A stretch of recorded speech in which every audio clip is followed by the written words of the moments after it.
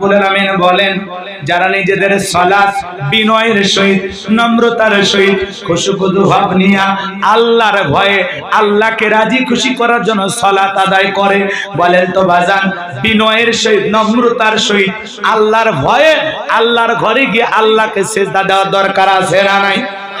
আপনি আমি যখন মসজিদের ভিতরে প্রবেশ করব, তাফসীরের ভিতরে আসছে অন্তরের ভিতরে সুচিন্তা দুচিন্তা দুনিয়াবি সকল টেনশন মুক্ত হৃদয় নিয়ে আল্লাহর সামনে দাঁড়াইতে হবে। মসজিদে গিয়া দুনিয়াবি চিন্তা ভাবনা করলে হবে না। মসজিদের ভিতরে প্রবেশ করার পর অন্তরে একমাত্র ভয় থাকতে হবে কার? ইয়া আইয়ুহাল্লাযিনা আমানুত্তাকুল্লাহ, হে ঈমানদারগণ আমি আল্লাহকে ভয় করো, হাক্কা তুকাতিহি, ভয় করার মতো ভয় করো। কিভাবে সালাত আদায় করবেন বাজার? নামাজের মতো কিভাবে আদায় করব? বিশ্বনবী কিভাবে সালাত আদায় করেছেন, সাহাবায়ে কেরাম কিভাবে সালাত আদায় করেছেন আগে জানার দরকার আছে নাই? আম্মা জান আয়েশা রাদিয়াল্লাহু তাআলা আনহা বলেন, নবীজি নামাজের ভিতরে এত লম্বা সময় ধরে দাঁড়িয়ে থাকতেন, নামাজে দাঁড়িয়ে থাকতে থাকতে বিশ্বনবীর পা মোবারক ফুলে উঠতো। মাঝে মাঝে নবীজি নামাজ শেষে পায়ে স্যান্ডেল পর্যন্ত পড়তে পারতেন না।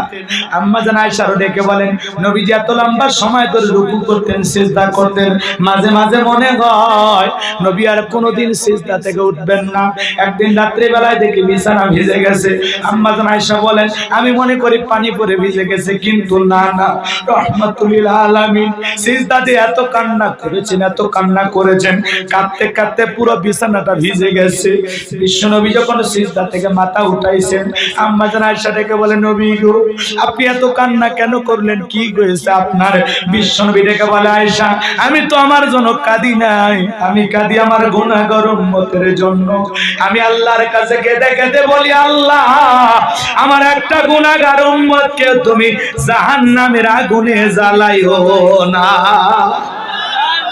আমি আল্লাহর কাছে কেঁদে কেঁদে বলি, আল্লাহ আমার গুনাহগার উম্মতের গুনাহগুলো মাফ করিয়া দাও। আপনার আমার নবী আপনাকে আমাকে সিজদা দিয়া, আপনার আমার নবী আল্লাহকে সিজদা দিয়া আপনাকে আমাকে জাহান্নাম থেকে বাঁচানোর জন্য আল্লাহর দরবারে কান্না করে।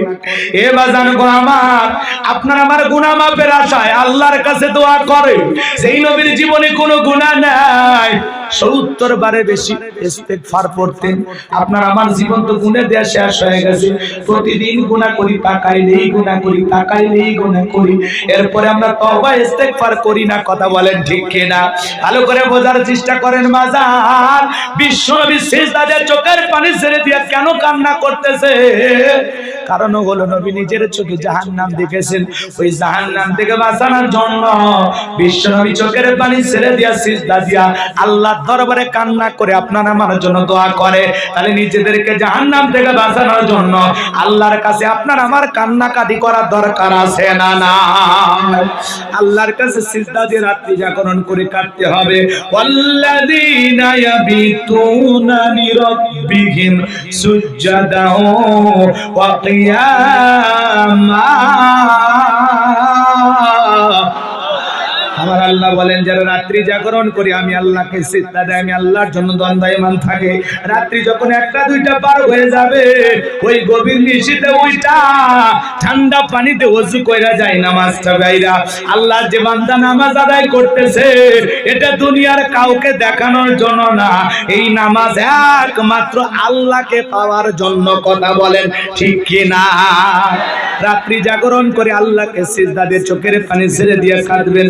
তাহাজ্জুদ যারা করেন বাজান, ওই তাহাজ্জুদের সময় সিজদা দিয়ে চোখের পানি ছেড়ে দিয়ে আল্লাহর কাছে কেঁদে কেঁদে বলতে হবে, রব্বানা সরিফ আন্না আযাব জাহান্নাম ইন্না আযাবাহা কানা গরামা।